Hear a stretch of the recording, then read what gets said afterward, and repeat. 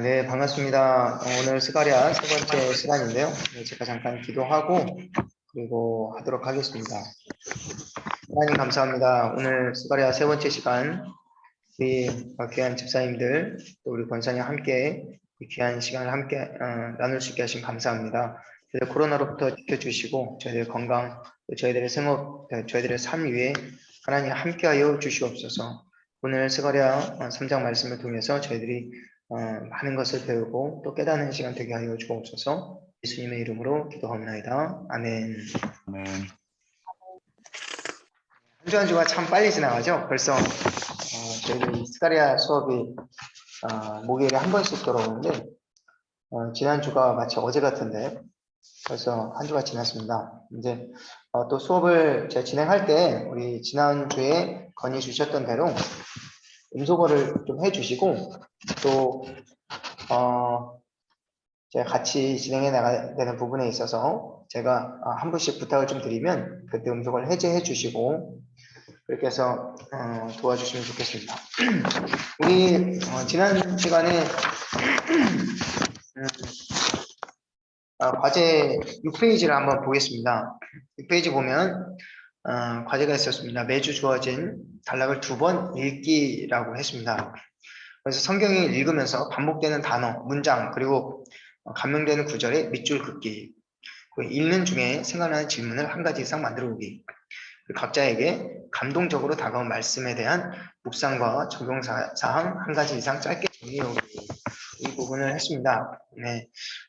과제를 어떻게 다 하셨는지 제가 여쭤보진 않겠고요. 단락을 2번 정도 읽으셨는지만 여쭤보겠습니다. 본문을 읽고 오셨는지, 읽고 오셨으면은 손 한번 들어주시겠어요? 오늘 본문을 한 번이든 2번이든 읽으셨다. 네.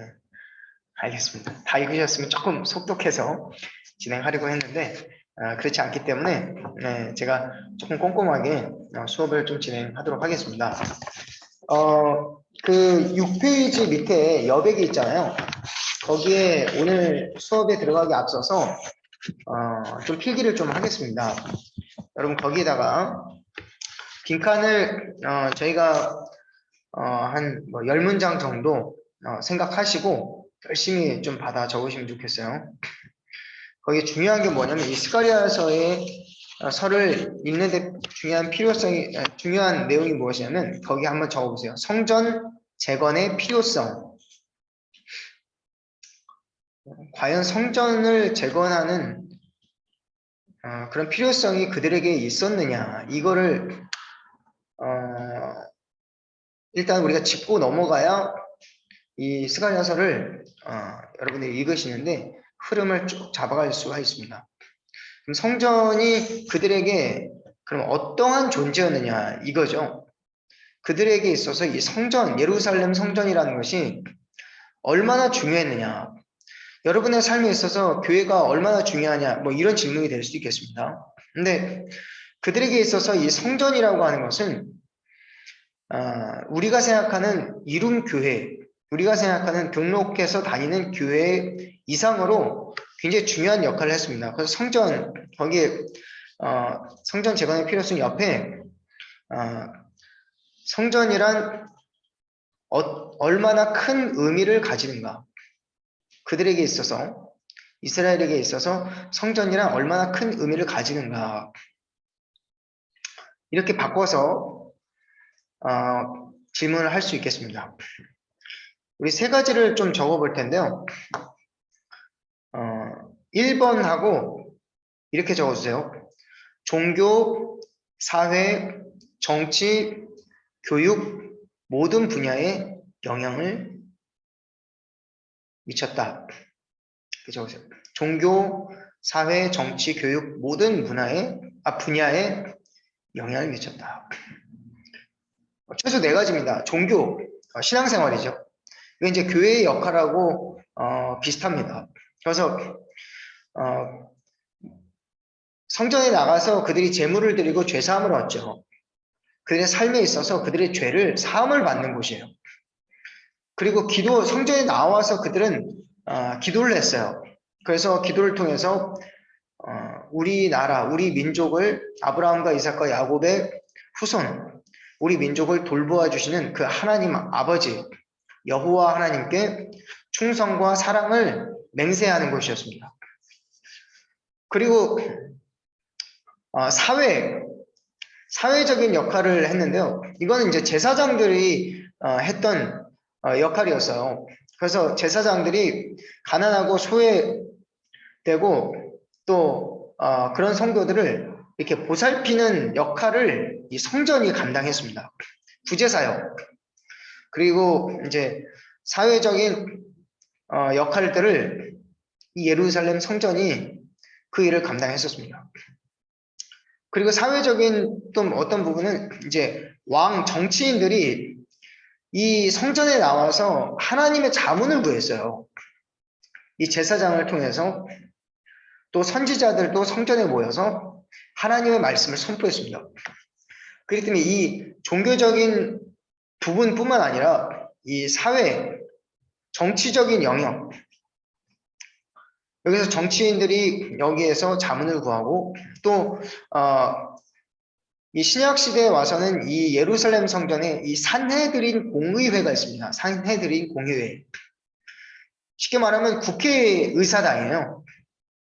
지금 우리가 알고 있는 이 국회의사당이 바로 어디에 있었느냐 하면 이 예루살렘 성전 안에 이런 성전 뜰에 이 산헤드린 공의회가 있었습니다. 여기에 서기관 대제사장 그리고 바리새인들의 그들 중에 특출난 분들 모든 사람들이 그 공의회 의원은 아닙니다. 거기 한 50여 명이 산헤드린 공의회 의원이었는데 그들이 이 나라를 다스리는 국정을 어디에서 논의를 했냐면 이 성전에서 논의를 했다. 그래서 성전이 굉장히 중요한 역할을 했죠. 그리고 교육 부분도 마찬가지예요. 그 솔로몬 성전에는 이 성전 안쪽 성전 뜰이 있고 바깥 뜰이 있어요. 거기에는 이방인들도 들어올 수가 있거든요. 거기에는 그 성전 성벽을 중심으로 해서 이 솔로몬 행각이라고 있습니다. 여기에서 하나님의 말씀이 선포됐고 복음이 전해지기도 했고 또 스데반이나 또 사도 바울이 이 솔로몬 행각에서 복음을 전했어요. 베드로가 복음을 전해서 3,000명이 돌아온 역사도 이 솔로몬 행각에서 있었습니다. 그만큼 이 성전에서 이 율법을 가르치는 그런 교육의 현장이기도 했다라는 거예요. 그 토라 학교라고 하죠. 그래서 예수님도 이 성전에서 또 율법 선생님들하고 같이 율법을 의논하면서 그 부모님이 고향으로 돌아가는 길을 따라가지 않고 그 자리에 남아 있었습니다. 그래서 이 성전의 역할 얼마나 큰 의미를 가진가. 첫 번째는 이 종교, 사회, 정치, 교육 모든 분야에 우리 삶에 영향을 미쳤다라는 거예요. 두 번째 2번을 적어주세요. 2번. 이스라엘의 중심적인 역할을 감당했습니다. 이스라엘의 중심. 그러니까 지리적으로 첫 번째는 지리적으로고 두 번째는 영적으로 이스라엘을 지탱하는 그 중심 역할을 감당했어요. 이 모세의 이 성막을 생각하면 좀 윤곽이 잡힐 겁니다. 구름 기둥과 불 기둥이 움직이면 그들이 막 짐을 싸요. 그리고 구름 기둥과 불 기둥이 인도하는 대로 찾아가서 거기에서 성막을 먼저 이렇게 치고 그 주위로 레위 지파가 이렇게 성막을 주변으로 진을 칩니다. 그리고 나서 11지파가 이렇게 레위 지파 바깥쪽으로 이렇게 둥글게 원을 그리면서 11지파가 진을 치게 되죠. 그들의 삶의 중심의 지리적인 영향에도 중심에 무엇이 있었냐? 이 성막이 있었어요. 그걸 그대로 이 성전이 그 역할을 이어받았습니다. 그래서 그들의 삶의 가장 중심이 되는 부분이 바로 이 성전이었습니다. 그렇게 아시면 되고요. 그리고 이 성막과 성전은 그 지어진 양식과 그 재료들이 임의대로 솔로몬이 임의대로 했거나 모세가 임의대로 그 양식을 정한 것이 아니에요. 하나님께서 그들에게 아주 디테일하게 성경을 보시면 나와요. 출애굽기에도 보시면 나오고요. 역대기에도 보면 나옵니다. 아주 세밀하고 정교하게 성막의 모형과 또 크기, 규격, 그리고 재질, 색깔, 컬러 모든 것을 다 양식을 전해 주셨어요. 하나님께서 천사들 통해서 모세에게. 그럼 그 양식은 어떻게 하나님 정해 주셨느냐? 하늘에 있는 하나님의 보좌와 하늘에 있는 성전의 양식을 따라서 하나님께서 그들에게 보여주셨다는 거예요. 그래서 이게 세 번째인데요. 하늘과 땅이 만나는 곳이라고 적어주세요. 2번은 이스라엘 중심 역할을 감당했고, 세 번째는 하늘과 땅이 만나는 곳. 이게 하나님 나라의 축소판이에요. 하나님 성전의 축소판. 그래서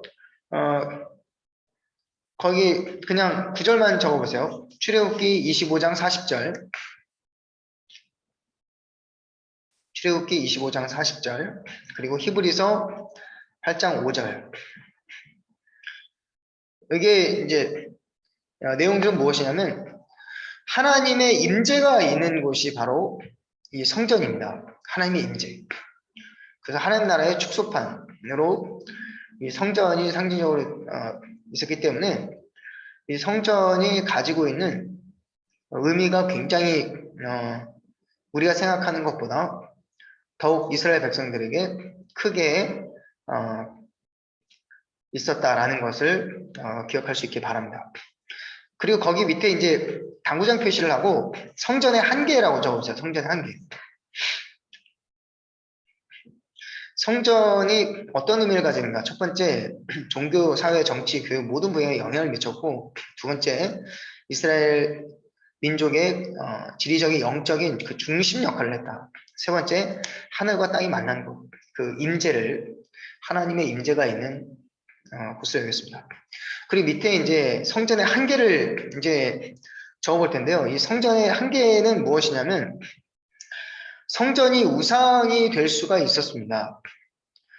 모세 율법책도 우상이 될 수 있었기 때문에 십계명도 그렇고요. 하나님이 언약궤도 그렇고 다 없애버렸어요. 그리고 성전조차 우상이 되기 때문에 그 자체가 하나님께서는 이걸 사무엘하 7장을 보시면 아시겠지만 솔로몬이 다윗이 그렇게 하나님의 처소를 만들어드리고 싶어서 하나님이 허용해 주신 것이 처음부터 하나님께서 다윗에게 나에게 성전을 백형목으로 지어진 아름다운 그리고 웅장한 그런 성전을 지어달라. 내 처소를 지어달라. 그렇게 하신 적이 없어요. 근데 다윗의 그 강권적인 그런 요구에 하나님께서 다윗의 그 마음을 귀히 보시고 받아주신 것이지 하나님께서 말씀하시는 건 항상 그거예요. 하늘이 내 보좌요 땅이 내 발등상이니 내가 거할 처소가 어디냐. 이사야서 말씀하잖아요. 그래서 사도행전 7장에서도 스데반이 이 성전신학에 대해서 그들이 잘못 갖고 있는 그런 왜곡된 사상을 교정해 주기 위해서 이야기를 했어요. 이 성전에 성전에 하나님을 가둘 수가 없다. 성전은 하나님의 처소가 아니라는 거예요. 성전은 하나님의 처소가 아닙니다. 하나님은 온 우주 삼라만상에 거하시는 분이시기 때문에 성전으로 하나님을 가둘 수 없고 또 이 성경으로도 사실은 우리가 하나님을 가둘 수가 없어요. 하나님은 이 성경보다 크시고 또 성전보다 크신 분이십니다. 그래서 하나님께서는 신약 시대에 와서 성전을 우리 교회를 삼으셨죠. 교회의 각 지체된 성도의 지체가 구성으로 한 이 교회를 하나님께서 성전을 삼으십니다. 이것이 또 선지서에 이런 성전 신학이 다 담겨져 있습니다. 그런 부분들을 그래서 성전의 한계는 첫 번째는 우상이 되지 않도록 하는 것. 우상이 되지 말아야 한다. 두 번째는 이제 하나님의 처소가 될 수 없다. 장차 모든 성도의 몸이 거룩한 성전, 새 예루살렘으로 하나님께서 지어주셨다라는 부분을 참고하시면 되겠습니다.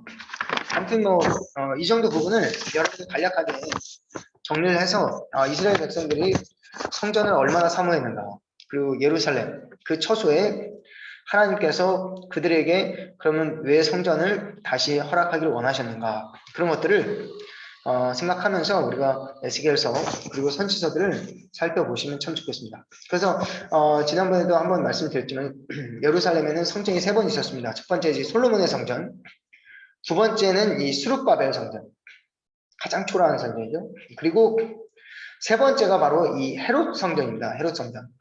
이 헤롯 성전은 이제 사복음서에서 이제 기록되어 있는데, 이 헤롯 성전 다 지어지기 전에 거의 완공이 될 즈음 AD 70년경에 무너졌습니다. 전쟁으로 인해서. 그래서 예수님께서 예언하신 그 예언이 그대로 이루어졌죠. 돌 위에 이 성전을 보느냐, 돌 위에 돌 하나도 남김없이 무너지리라. 그리고 사흘 만에 이 성전을 내가 일으키리라. 그 사흘 만에 일으킨 성전이 바로 예수님의 몸이고, 그리고 우리 믿습니다. 네.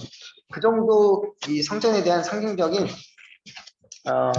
해석이 우리 가운데 있을 때 이 성전 신학에 대해서 성경에서 성전, 예루살렘 성전이 어떻게 이렇게 흘러가고 있고, 장차 이스라엘은 다시 지금 모스크가 있죠. 모스크가 자리하고 있는 그 예루살렘 성전을 이제 그러니까 문자적으로 그 성전 회복을 기다리고 있어요.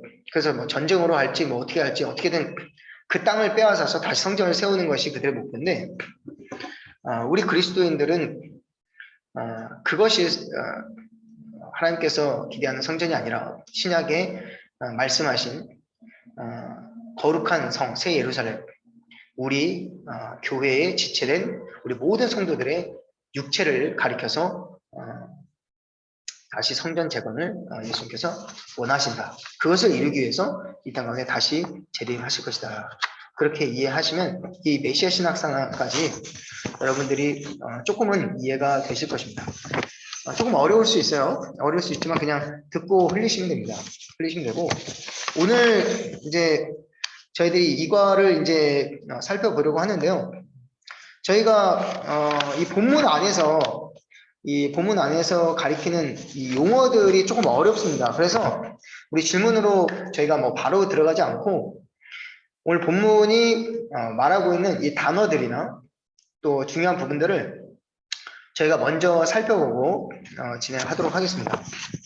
우리 이춘호 집사님께서 한번 오늘 본문 말씀 7페이지에 스가랴서 3장 1절에서 10절까지 다 읽지 마시고 7절까지만 한번 읽어주시면 감사하겠습니다.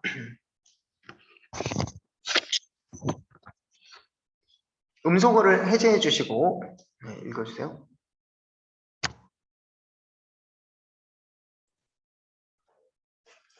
스가랴서 3장. 대제사장 여호수아는 여호와의 천사 앞에 섰고 사탄은 그의 오른쪽에 서서 그를 대적하는 것을 여호와께서 내게 보이시니라. 여호와께서 사탄에게 이르시되 사탄아, 여호와께서 너를 책망하노라. 예루살렘을 택한 여호와께서 너를 책망하노라. 이는 불에서 꺼낸 그슬린 나무가 아니냐 하실 때에 여호수아가 더러운 옷을 입고 천사 앞에 서 있는지라. 여호와께서 자기 앞에 선 자들에게 명령하사 그 더러운 옷을 벗기라 하시고, 또 여호수아에게 이르시되 내가 네 죄악을 제거하여 버렸으니 네게 아름다운 옷을 입히리라 하시기로, 내가 말하되 정결한 관을 그의 머리에 씌우소서 하매 곧 정결한 관을 그의 머리에 씌우며 옷을 입히고 여호와의 천사는 곁에 섰더라. 여호와의 천사가 여호와에게 증언하여 이르되 만군의 여호와의 말씀에 내가 만일 내 도를 행하며 내 규례를 지키면 내가 내 집을 다스릴 것이요 내 뜰을 지킬 것이며 내가 또 너로 여기 섰는 자들 가운데서 왕래하게 하리라. 네, 아멘. 감사합니다. 네, 오늘 이과의 제목은 죄인을 온전케 하시는 은혜입니다. 죄인을 온전케 하시는 은혜. 오늘 스가랴서 이제 우리가 이제 1장부터 2장, 3장 뭐 이렇게 계속 흐름을 타고 모든 환상도 다 보고 또 이제 8장에서는 이제 금식에 대해서 그리고 9장부터 마지막 장까지는 또 장차 오실 메시아에 대해서 그리고 하나님의 나라에 대해서 좀 구체적으로 보여주고 있는데 그것도 우리가 순차적으로 다 보면 좋겠지만 그렇게 하기는 조금 어렵습니다. 그래서 오늘 죄송합니다. 이번 스가랴 수업을 통해서 스가랴서가 이런 느낌이구나. 성경에서 어떤 위치를 차지하고 있고 내가 스가랴를 통해서 이런 호기심이 생겼다. 앞으로 좀 더 공부해 봐야 되겠다. 이제 이 정도 여러분들이 해나가시면 되겠습니다. 특별히 여기 궁금한 부분들 다른 오늘 뭐 본문이 아니더라도 개별적으로 이제 저에게 전화를 주시거나 아니면은 문자를 주셔서 궁금한 부분들 물어보시면 제가 아는 한도 내에서 또 설명해 드리고 또 스가랴서를 배워가는데 도움을 드리도록 하겠습니다. 오늘 본문에는 이 여호수아가 나오죠. 여호수아가 나오고 또 등장인물에 또 누가 나오죠? 여호와의 천사 그리고 사탄 이렇게 나옵니다. 그리고 여기에 숨어있는 1인칭 관찰자 시점으로 스가랴가 나오죠. 5절에 보니까 내가 말하되 이렇게 나오죠. 여기에 있는 나는 누굴까요? 스가랴입니다. 스가랴. 여러분 스가랴 성경을 보시면 아시겠지만 스가랴서의 8가지 환상은 그 1장부터 7장까지 안에 다 들어있습니다. 근데 우리가 지난주에 살펴봤던 그 스가랴서 1장 1절에서 6절까지 그러니까 1장 앞부분은 스가랴를 이제 3인칭으로 보고 있고 그 뒤로부터는 이제 스가랴가 이제 1인칭 나라고 하는 1인칭 대명사를 사용하고 있어요. 이제 그런 부분들. 그래서 먼저 그런 부분들을 좀 보시면 되겠네요. 제가 딱 이 부분만 말씀드릴게요. 여러분 성경에다가 이걸 좀 체크를 해주세요. 이 스가랴에는 이 연대기에 대해서 이제 세 번을 이렇게 이야기를 하고 있는데 성경을 한번 스가랴서 1장을 한번 펴주시기 바랍니다. 스가랴서 1장 1절에 다리오 왕 제2년 8째 달에 이렇게 하고 연대기 한번 나오죠. 그 여러분 그냥 체크를 해주세요. 뭐 형광펜으로 체크를 하든지 여러분이 알아볼 수 있도록 성경은 좀 지저분해도 괜찮습니다. 두 번째는 1장 7절입니다. 7장에 다리오 왕 제2년 11째 달 곧 스바돌 24일에 그러니까 지금 1장 1절에 한번 나오고요. 1장 7절에 이제 한번 나옵니다. 이게 제2년 똑같이 제2년이죠. 근데 8째 달에 그리고 11째 달에 그러면 1장 1절부터 6절까지는 이 7절 이후의 내용과는 간격이 3개월 정도의 간격이 있습니다. 그리고 1장 1절부터 6절까지는 하나님의 말씀만 임하신 거고 그리고 이제 7절부터 시작되는 이제 8가지 환상은 하나님의 말씀과 함께 8가지 환상이 주어지게 됩니다. 스가랴 7장까지 환상들이 진행되는데요. 이것은 일반적으로 이거는 뭐 제가 단호하게 말씀드리는 부분은 아니고 일반적으로 이 스가랴서 1장 7절에 나오는 이 연대기 있죠. 이 스밧월이라고 하는 단어는 이거는 페르시아의 원력입니다. 페르시아의 원력으로 사용하는 단어예요. 그러니까 11월을 말합니다. 11월 24일에 이날에 그 한밤중에 하루 만에 8가지의 환상을 이 스가랴가 순차적으로 다 봤다라고 보는 게 일반적인 학설입니다. 이해가 되시겠죠? 네. 그래서 그 하룻밤 사이에 이 스가랴가 본 이 8가지 환상을 이렇게 순차적으로 기록하고 있다라고 보시면은 이제 일반적인 통념으로 볼 수 있겠습니다. 그 중에서 이제 오늘 우리가 살펴보게 된 이 여호수아 3장, 그러니까 여호수아 3장이 아니라 스가랴 3장의 여호수아, 대제사장 여호수아에 대한 환상은 이제 4번째 환상이에요. 그거 한번 우리가 이제 보도록 하겠습니다. 여기에 나오는 중요한 단어들이 있어요. 중요한 단어. 이 여호수아, 대제사장 여호수아, 이 단어가 굉장히 중요합니다. 이 여호수아가 누구인가라는 것을 살펴볼 필요가 있어요. 성경에는 여호수아가 굉장히 많이 나옵니다. 여호수아, 뭐 예수아, 예수.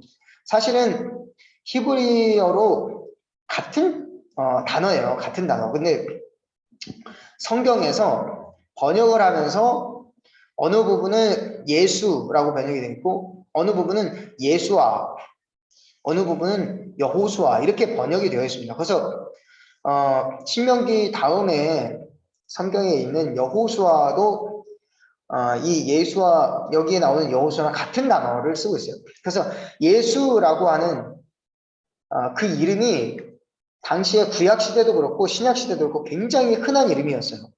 뭐 요즘은 뭐 철수, 뭐 명수, 뭐 영희 뭐 이런 이름이 그렇게 흔하지는 않잖아요.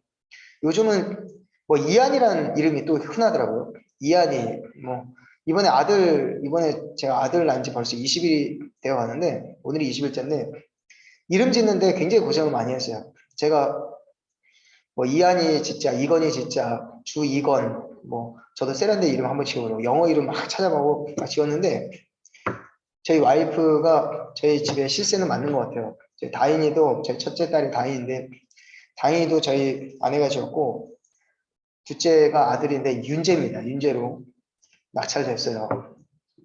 뭐 저희 와이프의 정권으로 그냥 했는데요.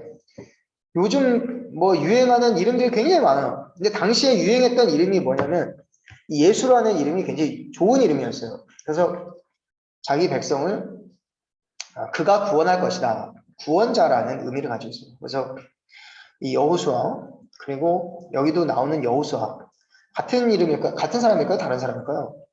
모세의 후계자 여호수아와 여기에 나오는 여호수아 동일 인물이다. 한번 손 한번 들어봐요.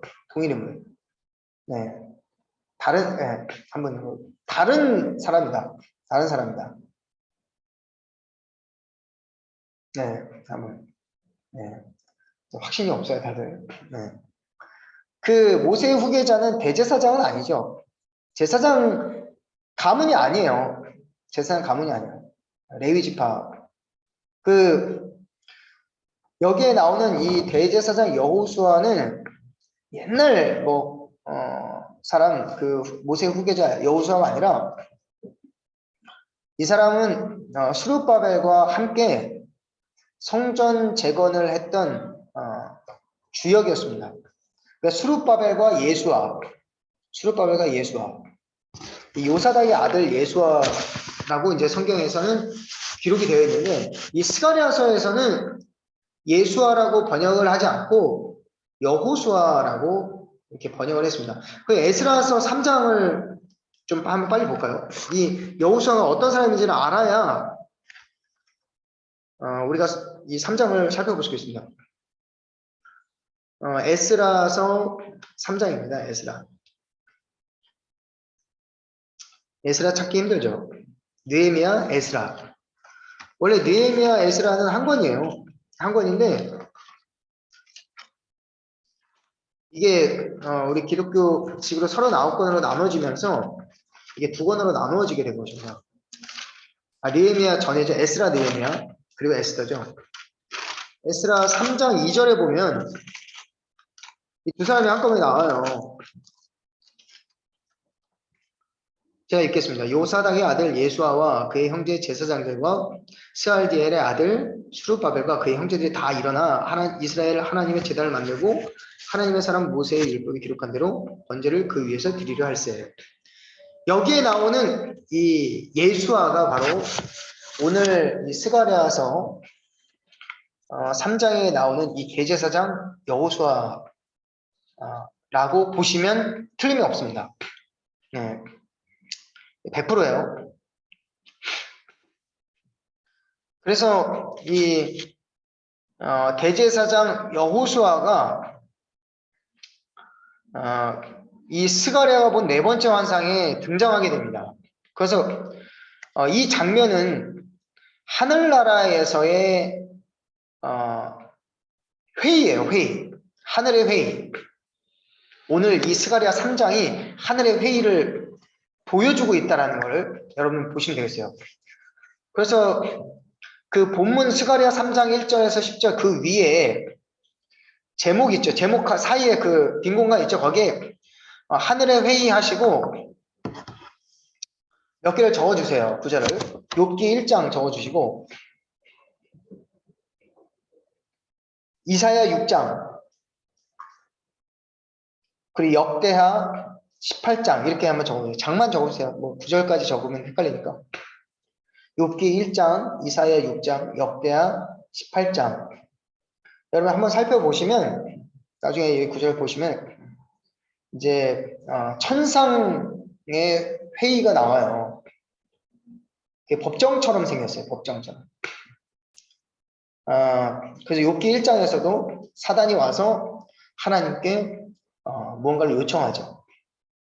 그리고 이사야 6장에서도 스랍들이 6날개가 달린 스랍들이 한 날개로는 공중을 날고 얼굴을 가리고 발을 가리고 그렇게 해서 여호와의 하나님의 보좌 앞에 서 있죠. 그 자리에서 이제 이사야가 엎드려서 이제 하나님을 뵙는 장면이고, 그리고 역대하 18장은 아무튼 한번 보시면 나와요. 아합 왕에게 이 미가야 선지자가 그나나의 아들 여호야였단가요? 누가 아무튼 그 사람의 뺨을 맞아요. 이 환상을 얘기하고. 근데 여기에서 시드기야 그나나의 아들 시드기야의 뺨을 맞는데 이 장면이 나옵니다. 하나님께서 보좌 백보자 앞에서 이 스랍들과 천사들과 함께 의논을 나누는 회의를 하는 장면들이 나옵니다. 오늘 이 본문도 마찬가지예요. 하늘의 회의를 보여주고 있다. 스가랴에게 보여주고 있다. 그 배경을 이해하시면 좀 이 환상을 좀 볼 수 있겠습니다. 여기에서 이제 여호와의 천사라는 단어가 나오죠. 여호수아가 여호와의 천사 앞에 섰다라고 나오는데 이 천사는 복수로 쓰이지 않았어요. 단수로 쓰였어요. 하나예요. 한 사람. 사람이 아니라 한 명의 존재예요. 이 구약 성경에는 이 천사로 번역된 단어들이 어느 부분에서는 특히 복수로 쓰였을 때는 무조건 예수님이 아니라 그러니까 제2위이신 예수님이 아니라 하나님이 부리는 영들로 보시면 돼요. 근데 단수로 쓰였을 때 또는 이제 여호와의 3명의 천사들이 아브라함을 만났을 때 뭐 그때 이제 성삼위 하나님이 내려오셨다라고 보기도 하고 이 천사라는 단어를 어떤 부분에서는 그냥 우리가 아는 그런 엔젤 뭐 천사로 그냥 생각하시면 안 됩니다. 여기에 천사는 제2위이신 예수님을 가리킨다고 보시면 조금 더 운명에 가까울 것 같습니다. 그래서 여호와의 천사 앞에 섰고 그리고 사탄이라는 단어는요. 우리가 보통 이제 악한 영들의 우두머리로 보고 있죠. 이게 참소하는 자 또는 뭐 비방하는 자 또 고소자 이간질하는 자 뭐 우리가 이런 식으로 보통 알고 있는데 히브리 원어를 보시면 원한을 품다라는 동사 그리고 적개심을 느끼다 이런 어원적인 의미를 갖고 있어요. 그래서 우리가 사탄한테 뭔 잘못한 게 있어요? 우리한테 원한을 품고 우리를 이렇게 달려들어서 막 잡아먹으려고 하는지 모르겠는데 어쨌든 그런 의미를 가지고 있다는 거예요. 그 사탄이 그를 대적하는 그래서 사탄이 누구를 대적하고 있어요? 여호수아를 대적하고 있다. 왜 대적하냐면 여호수아가 더러운 옷을 입고 있기 때문에 이 더러운 옷이 포인트예요. 이게 3절 보니까 이 더러운 옷을 입고 천사 앞에 서 있었다. 근데 놀랍게도 여호수아가 대제사장인데 이 더러운 옷을 입고 천사 앞에 서 있어요. 왜 서 있냐면 이게 아무 말도 못하고 서 있는 거예요. 이 더러운 옷은 나중에 우리가 뒤에서 보겠지만은 원어적인 의미를 봤을 때 그냥 옷이 더럽혀졌다가 아니라 그 화장실 변기에 가면요. 죄송합니다. 지금 설명해 이 오물을 그 오물을 이렇게 뒤집어 쓴 그런 장면이에요. 이 더러운 옷이라는 게 배설물로 아주 옷이 더럽혀진 그런 부끄러운 모습으로 천사 앞에 서 있다라는 거죠. 근데 여호와 하나님께서 누구를 책망하냐면 이 사단이 이 여호수아 대제사장 여호수아를 이렇게 비방하고 있으면 하나님이 이 여호수아를 책망할 것 같은데 사단을 책망하죠. 그리고 뭐라고 말씀하면 내가 택하였다. 그리고 이는 불에서 꺼낸 그슬린 나무가 아니야. 이것도 나중에 이제 문제를 보면서 한번 살펴보겠습니다. 4절에 보니까 또 더러운 옷 또 나오죠. 이게 비교가 되는 게 무엇이냐면 더러운 옷과 이 아름다운 옷입니다. 그래서 자기 앞에 선 자들에게 명령하셔서 더러운 옷을 벗기라. 그리고 내 죄악을 제거해 버렸으니 내게 아름다운 옷을 입히리라. 그때 이제 스가랴가 나타납니다. 내가 말하되 정결한 관을 그의 머리에 씌우셔서 이 정결한 관은 대제사장에 쓰는 이 터번을 말합니다. 터번. 그래서 그 직무를 감당하는 권세를 말합니다. 그리고 옷을 입히고 여호와의 천사가 곁에 섰더라. 이런 부분들 포인트 보시고요. 그리고 이제 여호와의 천사가 여호수아에게 하나님의 말씀을 배언합니다. 그게 바로 7절이에요. 7절.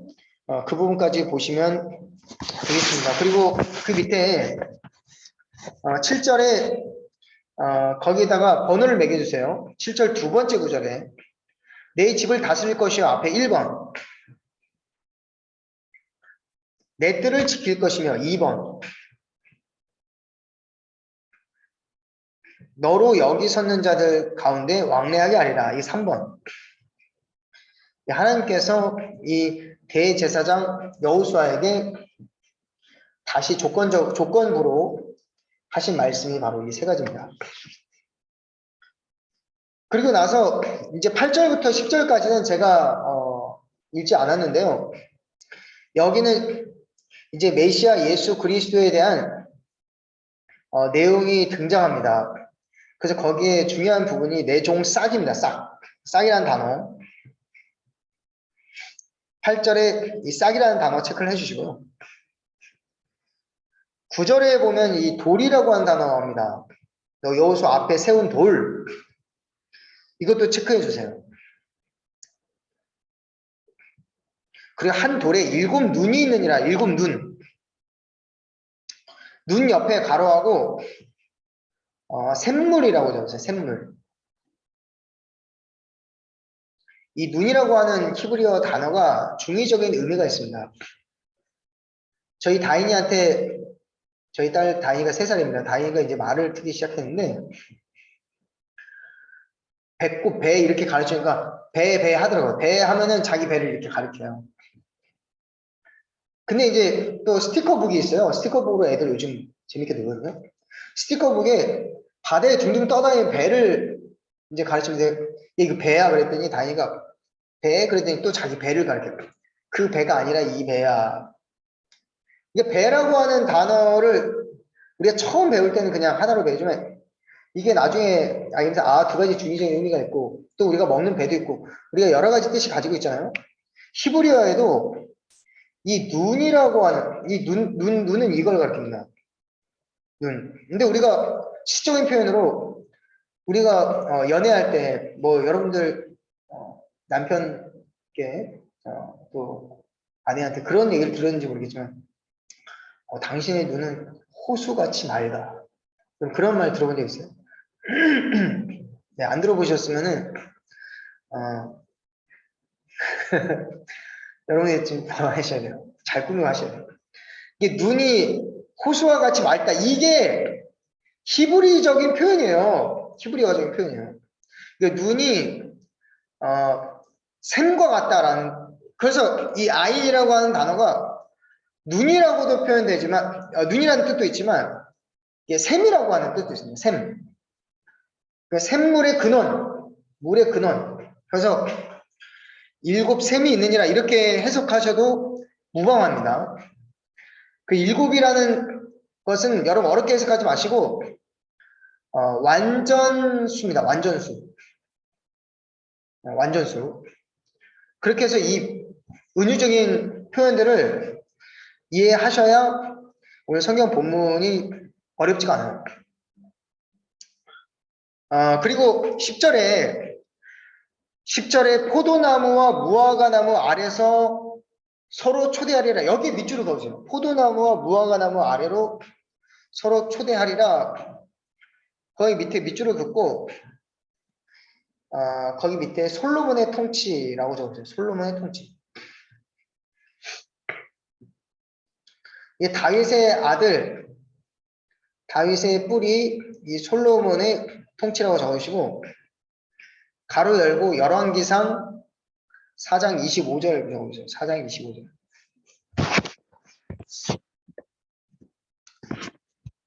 열왕기상 4장 25절만 한번 찾아보고 이제 문제 넘어가겠습니다. 뭐 할 말씀은 많지만은 시간이 많지 않기 때문에 열왕기상 4장 25절에 517년입니다.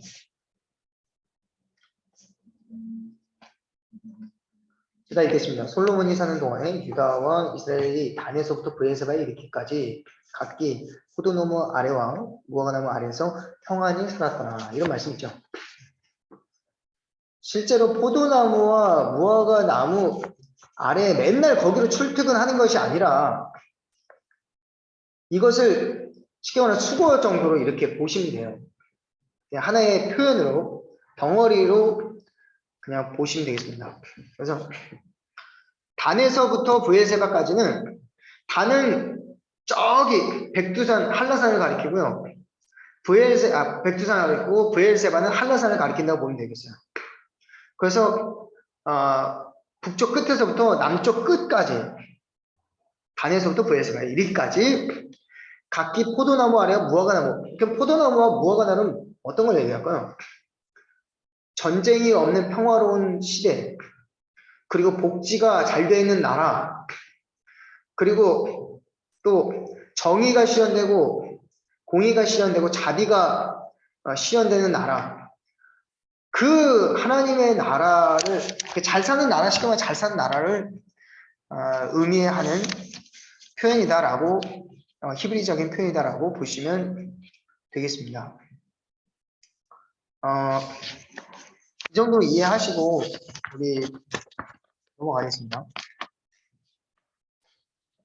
네, 오늘의 암송 구절을 우리 한 목소리로 같이 읽겠습니다. 시작. 만군의 여호와가 말하노라. 내가 너 여호수아 앞에 세운 돌을 보라. 한 돌에 7 눈이 있느니라. 내가 거기에 새길 것을 새기며 이 땅의 죄악을 하루에 제거하리라.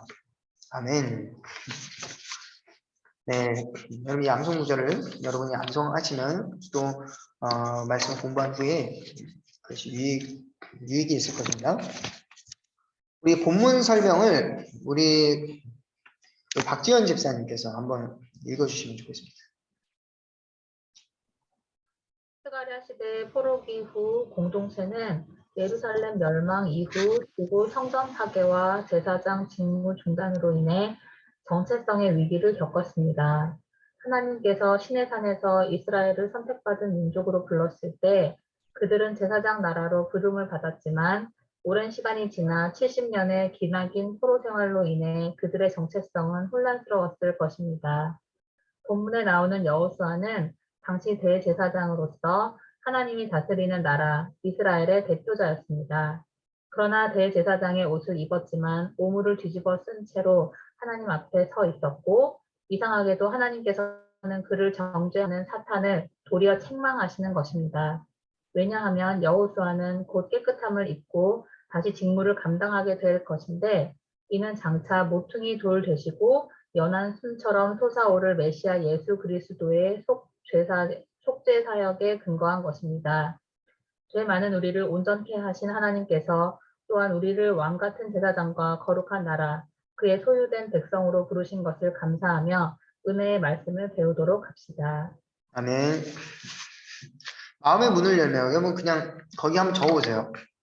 옆에 사람에게서 불쾌한 냄새가 날 때 당신은 어떻게 하겠습니까?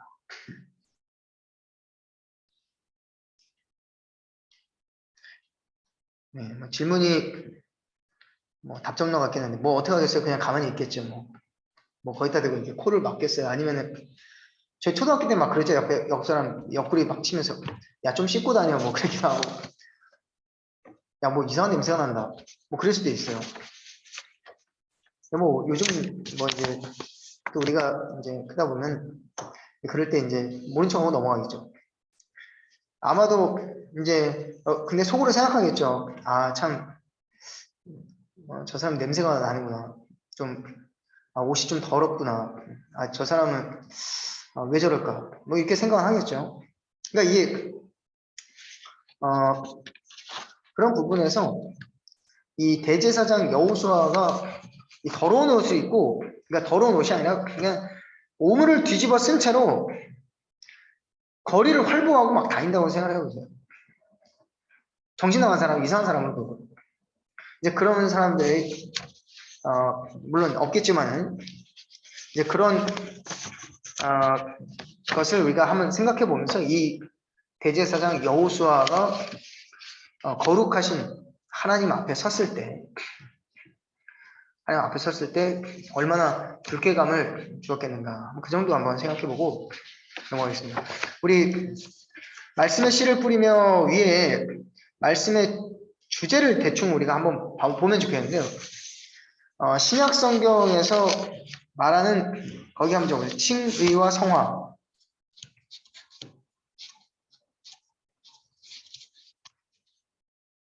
하나님의 구원하시는 능력은 단지 우리의 삶에 필요한 예루살렘 성전을 회복시키고 나라를 다시 수복하고 나라의 주권을 회복하고 영토를 회복하고 국민이 다시 세워지는 그런 나라를 만들어주는 것뿐만이 아니라 우리 영혼의 모든 죄악을 제거해 주시고 하나님의 자녀 삼아 주시기까지 우리를 영원한 나라, 메시아의 나라, 그 나라를 소망하게 하신다. 거기까지 하나님은 보고 계시는 거죠. 오늘 이 본문 말씀이 이 칭의와 성화에 굉장히 밀접한 연관이 있다는 것을 보시면서 우리 보겠습니다. 하늘의 법정에서 책망을 받은 자 누구일까요? 적어보세요. 누가 책망을 받았어요? 2절에 보니까 사탄이 책망을 받았습니다. 사탄은 어떤 자로 표현되고 있습니까? 사탄은 어떤 자예요? 대적하는 자죠. 대적하는 자. 하늘 법정에서 여러분 원래 책망 받아야 될 사람이 누구예요? 이 대제사장 여호수아죠. 여러분 이거를 우리가 두 가지로 볼 수 있는데 대제사장 여호수아가 더러운 옷을 입고 있었다. 이것을 실제로 대제사장 여호수아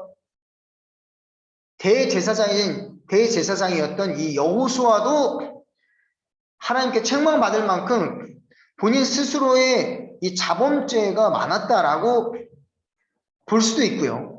이게 하나의 가정이고 또 두 번째는 실제로 이 예수아, 이 대제사장 예수아의 죄가 아니라 이 대제사장이라는 직분이 뭘 의미해요? 이스라엘 백성 전체의 죄를 다 짊어지고 하나님 앞에 서는 사람이잖아요. 대속죄일에 1년에 한 번 대제사장이 지성소로 들어갑니다. 그게 바로 매년 7월 10일 대속죄일이에요. 레위기 16장인가 그런 보면 그런 내용들이 나오는데 그때 이 대제사장이 이 굵은 배를 이렇게 끈을 띄고 긴 끈을 달고 그리고 이 지성소로 들어갑니다. 왜 그러냐면 지성소에서 이 대제사장이 죽으면 방울 소리가 딸랑딸랑 방울 소리가 안 나거든요. 그럼 그걸 백성들이 지성소에 못 들어가니까 그 시신을 이렇게 줄다리기 하면서 끌어내는 거예요. 지성소에서. 그래서 백성들의 죄를 대신해서 이 대제사장이 지성소에 들어가서 하나님 앞에 죄 용서함을 받는 거죠. 그래서 그게 백성들의 죄를 대표하는 대표격이에요, 이 대제사장이. 그래서 이 여호수아가 이 더러운 옷을 입고 있다라고 보는 것이 오늘 본문의 흐름상, 문맥적 흐름상 맞다라고 보겠습니다. 근데 하나님께서 그러면 이스라엘 백성들의 죄가 어마어마해요. 근데 왜 하나님이 이스라엘 백성들의 죄를 책망하실 것 같은데 그게 공정하고 공의로운데 그렇지 않느냐. 오히려 사탄을 책망하셨어요. 그 이유가 무엇이냐면 오늘 본문에는 다 자세히 기록되어 있지 않지만 누구 때문이겠어요? 예수 그리스도, 이 메시아 대망 사상이 여기에 담겨. 그래서 여호와께서 예루살렘을 택한 여호와께서 너를 책망하느냐 이렇게 돼요. 그래서 하나님께서 예루살렘을 택하였는데 가면 어디서 네가 정죄하느냐. 그래서 여기서 그슬린 나무 이런 표현을 쓰는데 어쨌든 그리스도께서 율법을 준수하신 것과 또 십자가에서 희생하신 이 두 가지 사건, 예수님께서 33년 동안 율법을 준수하신 사건, 그리고 예수님께서 십자가에서 단번에 희생제물로 자신의 몸과 물과 피를 들여서 제물이 되신 사건, 이 두 가지 사건을 통해서 우리 이스라엘의 응당 임해야 될 그 저주가 죄의 대가가 예수께로 전가되었다. 그래서 이것을 죄가 전가되고 의가 전가되었다. 이렇게 로마서에 보시면 그런 내용들이 자세히 나옵니다. 그래서 모든 신자들에게 예수 그리스도의 의가 전가되었으므로 그것이 상징적으로 이제 우리의 더러운 옷을 벗고 아름다운 옷을 입히는 그런 사건으로 나타나게 될 것입니다. 그게 본 단락의 주제입니다. 그래서 이 책망한다는 말이 두 번이나 등장하죠. 사단아 여호와께서 너를 책망하노라. 그 다음에 예루살렘 택한 여호와께서 너를 책망하노라. 이건 강조하는 겁니다. 이 구약성의 강조. 그러면 확실한 증언이에요. 그래서 여호와의 법정 앞에서 확실하게 정죄받은 자는 사탄이었다. 그렇게 보시면 되겠습니다. 사탄은 어떤 자를 표현하고 있다고 했죠? 이 피고예요. 이 여호수아, 대제사장 여호수아가 지금 피고의 자리에 있습니다. 피고. 피고라는 것은 아직 죄를 정하지 않은 사람이에요. 저를 정하지 않은 사람. 그래서 이 검사의 역할로 볼 수도 있어요. 이 사탄을. 그래서 시편 109편 6절을 한번 적어주세요. 시편 109편 6절을 보면요. 이 오른편이란 이 법정의 오른편을 말하는 것입니다. 이 사단이라고 하는 이름은 이 아담과 같이 고유명사로 사용되는데요. 이 아까 뭐라고 했죠? 원한을 푸는 자, 또 고소하는 자 이렇게 보면 되겠습니다. 질문 2번입니다. 대제사장 여호수아를 책망하지 아니시고 오히려 참소하는 사단을 책망하신 것은 모든 신자들의 마지막 심판 때에 일어날 일을 미리 보여주는 예표적인 역할을 하는 것입니다. 사도 바울은 이를 가리켜서 두 글자로 무엇이라 말했나요? 네, 의롭다 함을 받았다 이렇게 하는데요. 그래서 칭의 또는 득의라고 하죠. 우리는 칭의라고 써주시면 되겠습니다. 칭의. 의롭다, 칭하다. 의롭다, 칭하다.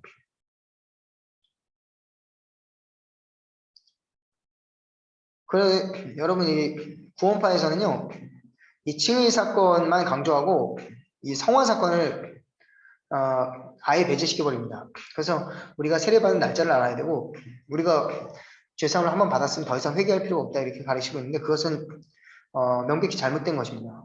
칭의 사건은 언제나 오늘 나 자신을 가리켜서 날마다 하나님 저는 죄인입니다 라고 고백하는 자, 스스로는 죄인이라고 고백하지만 하나님께서는 의인이라 칭하는 자.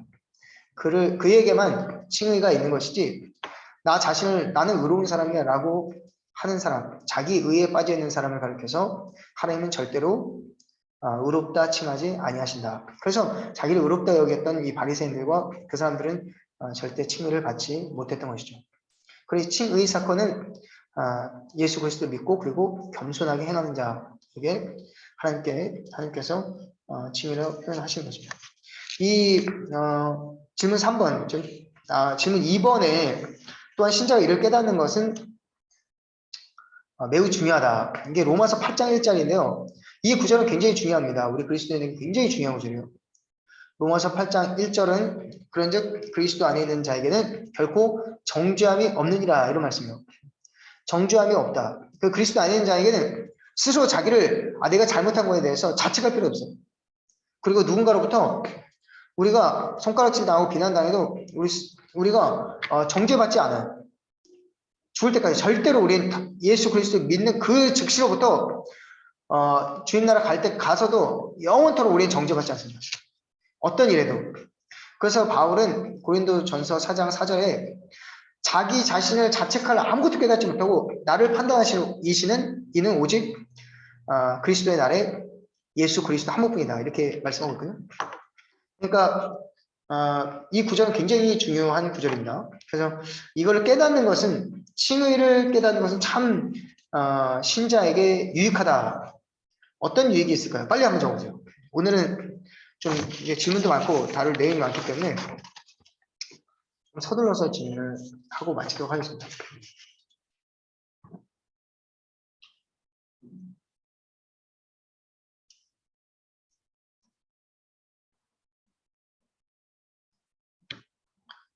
네, 여러 가지 유익이 있을 겁니다.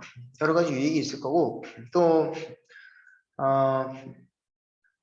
참된 그리스도인에게도 그렇지만 아닐 경우에는 이게 또 다른 부작용도 있을 거예요.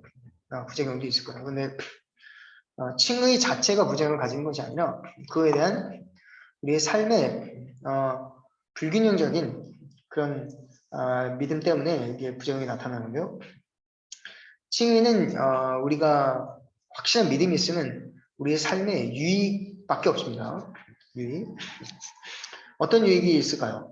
이 구원의 확신을 가져야 됩니다. 이 칭의 사건을 이거는 단회적이면서 영원한 확실하면서도 단회적이면서 영원한 심판이거든요. 재판이거든요. 내가 너를 의롭다 하노라. 하나님께서 한번 아브라함에게 창세기 15장 6절에 아브라함이 하나님을 믿으니 이를 의로 여기시고 이 구절에 의로 여기셨다는 것은 한 번에 그리고 영원토록 다시 변개치 않습니다. 그러니까 우리도 예수를 믿는 그 즉시로 의롭다함을 여긴 하나님께서 여기고 다시는 그 칭의가 변개되지 않습니다. 그럼 뭐예요? 구원의 확신이 생기죠. 안심이 되죠. 우리가 신자가 신앙생활 하는데 때로는 죄도 지을 수 있고 잘못도 할 수 있고 때로는 게으르게 살 수 있고 무능력하게 살 수 있지만 우리는 스스로 자책하지도 않고 또 불안하게 우리가 구원을 받을 필요 없습니다. 아무튼 한 이 정도 보시고 넘어가겠습니다. 우리 질문 3번입니다. 그슬린 나무, 불에서 꺼낸 그슬린 나무. 여기 한번 체크를 해주세요. 불에서 꺼낸 그슬린 나무. 이게 뭘 의미할까요? 이게 불이라고 하는 것은 여러분 징계를 말합니다. 징계. 이스라엘 백성들도 잘못을 하면 이 징계를 받습니다. 근데 완전히 버려짐을 당하지 않고 거기서 하나님께서 꺼내주셨다는 거예요. 그래서 아직 불에서 막 꺼낸 징계로부터 겨우 구원을 받은 이스라엘 백성을 말합니다. 여호수아라는 단어를 대제사장 예수아로만 보지 말고 이스라엘 공동체로 보셔야 됩니다. 그래서 이거는 거의 답을 이렇게 적어주세요. 하나님의 징계를 묵묵히 받는 중에 완전히 버려짐을 당하지 않고 건짐받은다. 이 내용들이 들어가야 됩니다. 하나님의 징계가 들어가야 되고 완전히 버려짐을 받지 않고 건짐받은 자. 그래서 불에서 꺼낸 그슬린 나무입니다. 불에서 꺼낸 그슬린 나무.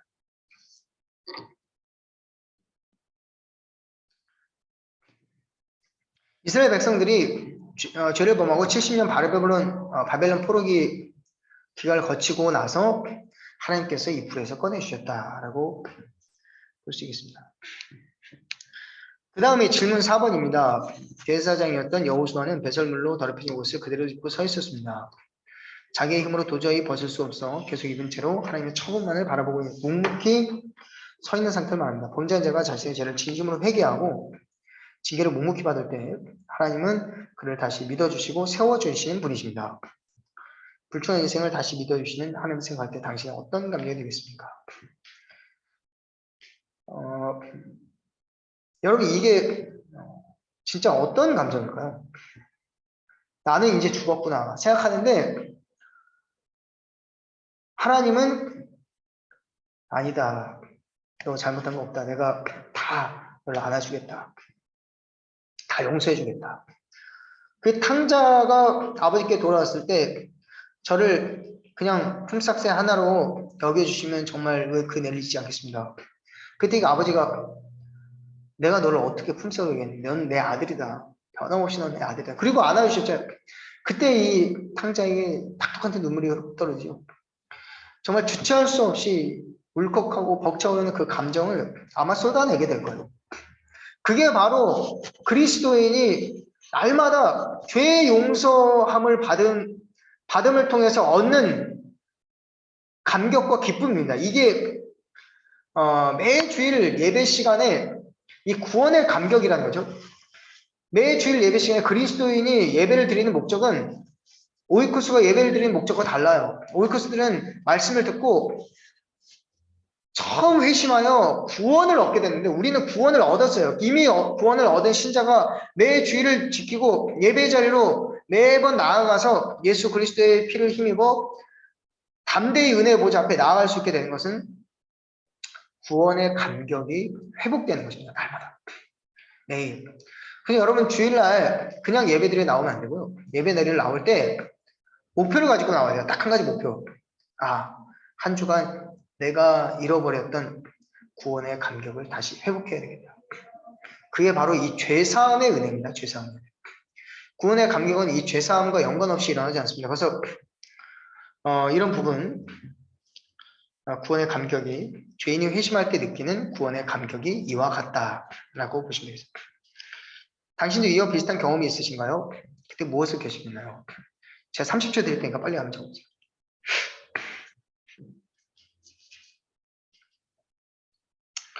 첫사랑의 경험 또는 다시 구원의 감격을 회복했을 때의 최근의 경험을 적어주시는 것이 더 좋습니다.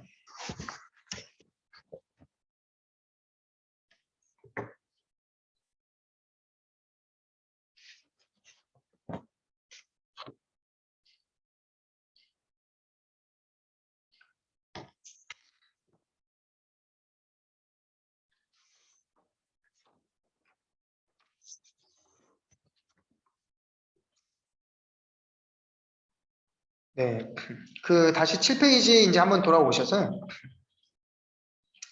7페이지 보시면은 이제 4절, 5절에 보니까 이제 더러운 옷을 벗기죠. 그리고 내 죄악을 제거해 버렸다. 그리고 아름다운 옷을 입히라. 그래서 입혔죠. 그리고 정결한 관을 씌웠죠. 네, 이 사건은 단순히 이스라엘의 죄를 용서해 주시고 그를 그냥 자녀만 삼아 주신 것을 말하는 것이 아닙니다. 이 아름다운 옷을 입히고 관을 씌웠잖아요. 이것은 다시 이스라엘이 해야 될 그 직무를 제사장 나라 직무를 다시 회복하게 하신 거예요. 그래서 제사장 나라가 된다라는 말씀이 이런 것입니다. 그래서 대제사장 여호수아가 더러운 옷을 입고 제사장 직무를 계속 해왔는데 그것을 그만두고 그냥 제사장 직무를 빼앗아 버린 것이 아니라 다시 제사장 직무를 해나갈 수 있도록 거룩하게 하시고 직무를 허락하셨다는 것입니다.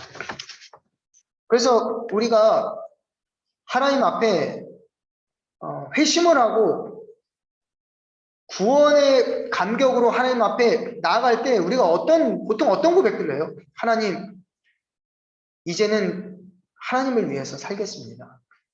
하나님께 내 모든 것을 드리겠습니다.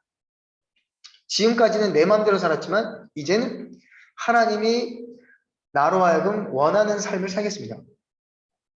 그렇게 여러분 우리가 고백을 하잖아요. 정말 하나님을 인격적으로 만난 사람이 펑펑 눈물 흘리고 콧물 흘리고 주님 앞에 엎드려서 1시간, 2시간 내내 울면서 기도하면서 마지막에는 어떤 걸 가지고 돌아가냐면 그냥 그 감정, 확실하지 않은 그런 감정을 가지고 돌아가는 것이 아니라 확실한 그 느낌을 가지고 내가 이제 헌신을 하겠다라고 고백하는 거예요. 그게 바로 소명, 사명입니다. 하나님께서 그래서 우리를 부르실 때 단순히 너 내가 구원해 주겠다라고 부르시는 것이 아니라 너로 하여금 내가 하늘의 일을 맡기겠노라. 그래서 우리가 구원받은 자가 다메섹 도상에서 바울이 즉시로 하나님의 종으로 쓰임받기로 다짐하고 나갔던 것처럼 하나님의 종으로 쓰임받겠다라고 결심하고 나가는 것입니다. 그래서 하나님께서 이제 하나님 나라의 일을 맡기시는 거예요. 여러분들도 이제 그런 경험이 분명히 있을 겁니다. 그것들을 생각해 보시고요. 질문 5번입니다. 대제사장 여호수아를 하나님 어떻게 대하셨는가?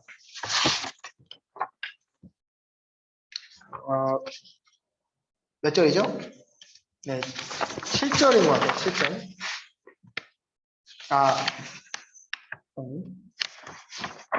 세 가지. 어떻게 대하셨는가? 이게 그거예요. 더러운 옷을 벗겼다.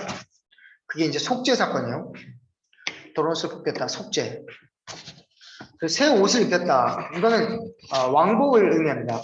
그 왕자로서 이제 양자됨을 말합니다. 양자됨.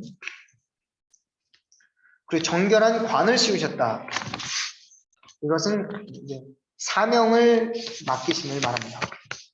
속죄 그리고 새 사람을 입음, 양자됨, 그리고 사명을 주심. 영적으로 이 세 가지는 이런 의미를 가지고 있다라는 것입니다. 우리 빨리 한번 보겠습니다.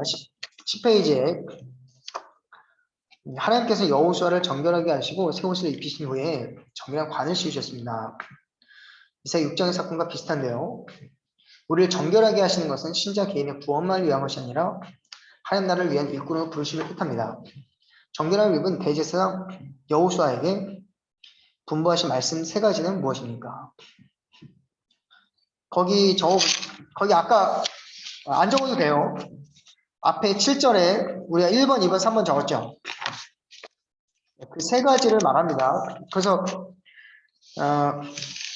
그 세 가지를 그냥 1번 하고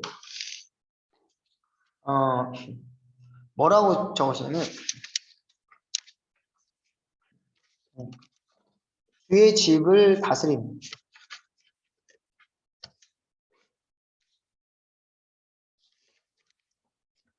통치.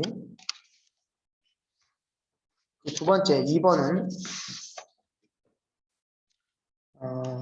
신방사역입니다. 신방. 네, 신방이에요. 함께 서 있는 자들 가운데 왕래한다. 이거 신방사역을 말하고요. 세 번째 사역은 이제 초청사역입니다. 초청.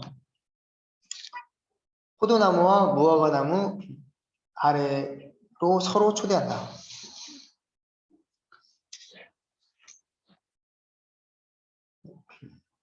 그래서 이 이스라엘 그리고 구약의 이스라엘을 계승한 신약의 하나님의 사역 공동체가 무엇입니까? 교회죠, 교회. 구약에서는 이스라엘 나라가, 신약에서는 어떤 나라가 계승한 것이 아니라 이 교회 공동체가 이 이스라엘을 계승했어요. 이 교회가 하는 사역이 교회가 세상을 다스리는 사역이에요. 이 통치 사역. 그리고 교회가 이제 신방 사역. 성도들을 세워나가는, 그리고 이제 하나님 백성으로서 계속 부르는 사역을 하는 것입니다. 질문 6-1번입니다. 하나님께서 대제사장 여호수에게 존귀한 간을 씌우시며 다시 존귀한 종으로 쓰시겠다 했습니다. 그렇게 하나님께서 조건으로 내건 게 있어요. 거기 적어보세요. 하나님의 도를 준행하며 율례를 지킬 것. 하나님의 도를 준행하며 율례를 지키는 것입니다. 우리가 말씀과 기도로만 우리가 거룩하여질 수가 있죠. 다른 것은 우리가 거룩할 수가 없습니다. 말씀과 기도가 되는데요. 하나님의 도를 준행하고 율례를 지키는 것입니다. 질문 7번. 내 종 싹과 돌에 있는 7 눈은 무엇이라고 생각합니까? 여러분 이 싹은 8절에 나오는 이 싹은 이게 1차적으로는 스룹바벨을 상징합니다. 스룹바벨. 스룹바벨로 상징하는데 2차적으로는요. 예수 그리스도로 보는 것이 일반적입니다. 그래서 이 메시아는 종으로 불리죠. 그래서 마가복음도 이 예수님을 종으로 나타내는데요. 그래서 이 돌은 뭐냐? 1차는 성전의 머릿돌을 뜻하는데 이 메시아를 상징합니다. 그 예수 그리스도, 그러니까 싹도 그렇고요, 돌도 그렇고, 수룹바벨을 상징함과 동시에 메시아이신 예수님을 상징한다는 거예요. 그럼 수룹바벨은 왜 상징하냐? 예수님의 예표로서 수룹바벨도 예수님의 예표고 이 대제사장 여호수아도 예수님의 예표입니다.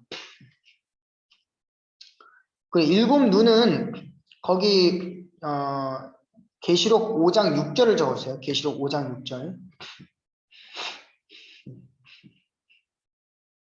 계시록 5장 6절에도 이제 이 7 영이 나오는데요. 7 영으로 상징하기도 하고 이게 제가 셈이라고 그랬잖아요. 완전한 샘물. 그러니까 완전한 속죄, 단번에, 그리고 완전한 속죄. 히브리서 9장 26절에 보면요. 이 완전한 속죄에 대해서 나오거든요. 장래에 메시아 그 돌에 새겨진 7 눈, 이거는 이제 그 예수께서 요한복음 8장에서 말씀하시는 배에서 생수의 강이 넘쳐 흐르리라 이렇게 말씀해요. 그 생명수를 누구로 가리키면 성령을 가리킵니다. 그게 요한복음에만 나와요. 그래서 계시록 5장 6절에도 이 7 눈, 7 영, 이거는 성령을 가리킵니다. 완전한 능력을 가진 성령. 그래서 성령께서 우리 속에서 감동, 충만케 하시는 역사로 말미암아 우리 죄를 사하시고 우리로 하여금 거룩하게 하는 분이 그런 사역을 하시죠. 성령께서. 그래서 온전한 속죄를 말한다라는 것을 볼 수 있습니다.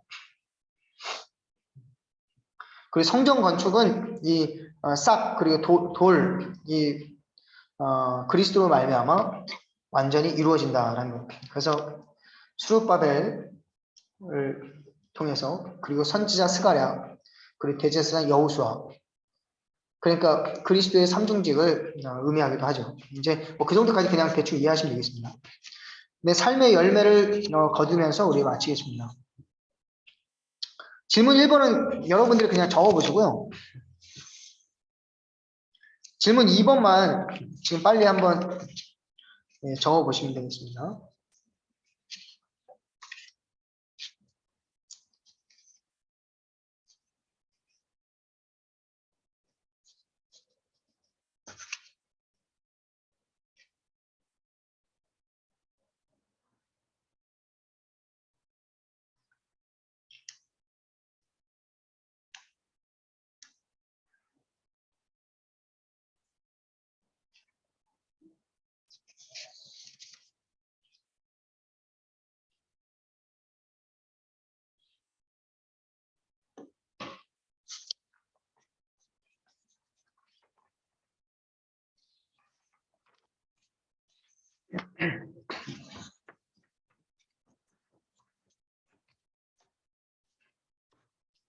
네. 오늘은 좀 여러분 정신이 없었죠? 네. 저도 좀 정신없이 이렇게 삼과를 좀 진행했는데요. 오늘 좀 다룰 부분이 좀 많다 보니까 제가 조금 서둘렀습니다. 근데 그래도 이제 시간이 좀 빠졌네요. 왜냐면 성전신학에 대해서 한 번은 다루어야 되기 때문에 제가 초반에 좀 시간을 썼습니다. 그래서 그리고 이제 오늘 본문을 조금 그래도 이해를 좀 돕고 이 적용점을 좀 우리가 다뤄야 되기 때문에 제가 본문 성경 구절을 좀 자세히 좀 다뤘습니다.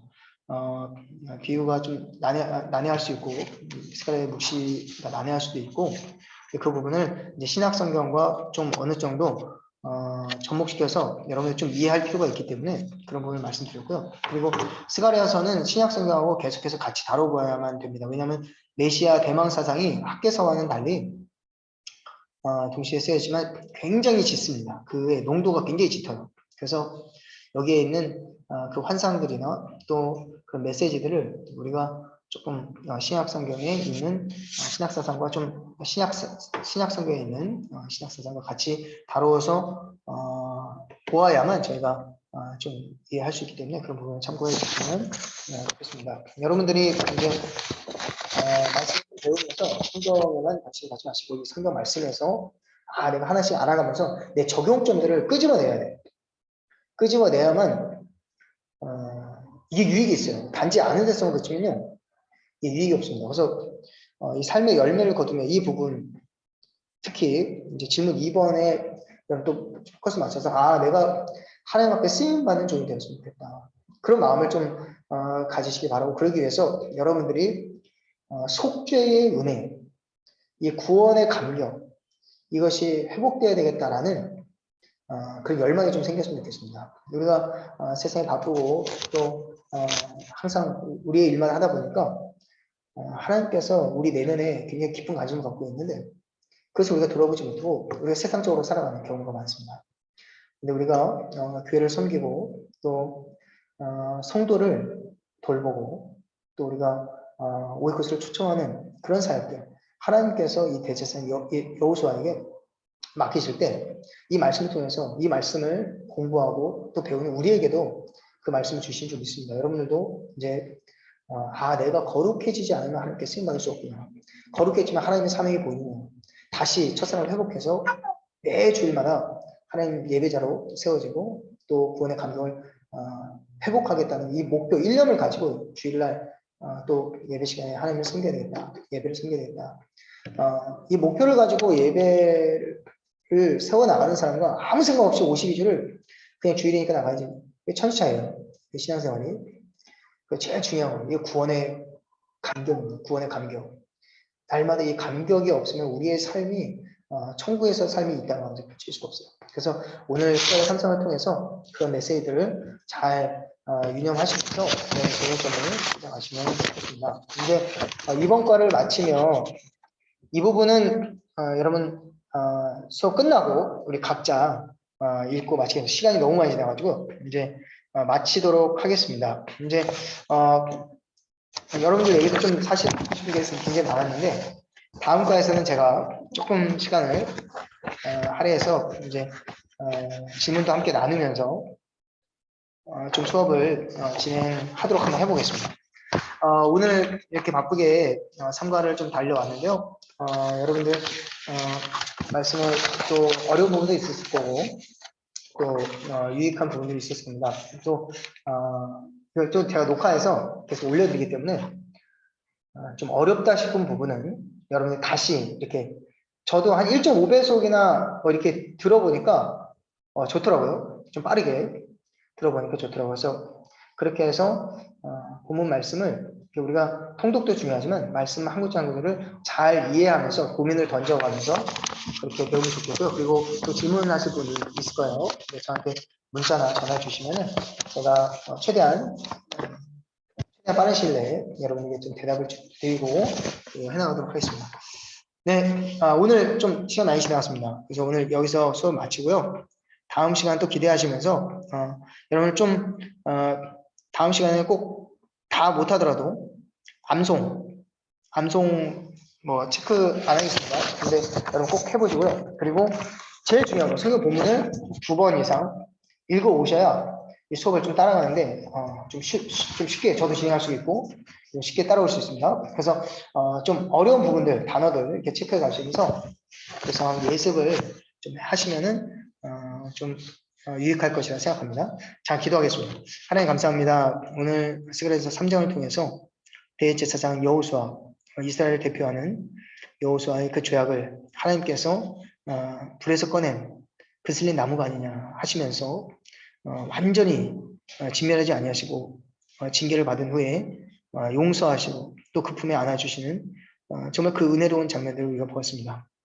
주님, 여호수아의 더러운 옷을 벗기고 또 아름다운 옷을 입히고 그 정결한 관을 씌우신 것처럼 우리에게도 그런 은혜를 주님 허락하여 주시면 감사합니다. 우리가 그것이 어떤 은혜인지 우리 망각하고 살지 않게 하시고 그것을 붙들고 나아갈 때 우리가 늘 정말 교회의 한 일원으로서 이 땅을 살면서 그리스도인으로서 우리가 비난받는 삶 살지 않게 하시고 당당하게 그리고 있는 자리에서 늘 성도들을 신방하고 그들의 삶을 돌보고 또 그리스도인들로 오이코스를 많이 초청하는 그런 귀한 사역들 감당하도록 좀 인도하여 주옵소서. 함께하지 못한 우리 귀한 집사님이 있습니다. 특별히 우리 강지현 집사님 온 가족이 또 코로나로 감염되어서 참석하지 못했습니다. 주님 불쌍히 여기서 주여 깨끗이 낫게 하시고 치유해 주시기를 원합니다. 그래서 다음 주에는 함께 수업에 동참할 수 있도록 인도하여 주시옵소서. 하나님의 귀한 수업 시간 주님께 올려드립니다. 예수 그리스도 이름으로 기도합니다. 아멘. 네, 수고하셨습니다. 네, 한 주간 승리하시고 또 주일날 또 뵙고 또 다음 주 목요일날 또 뵙고 인사 나누도록 하겠습니다. 마치면 되겠죠? 네, 감사합니다. 감사합니다. 네.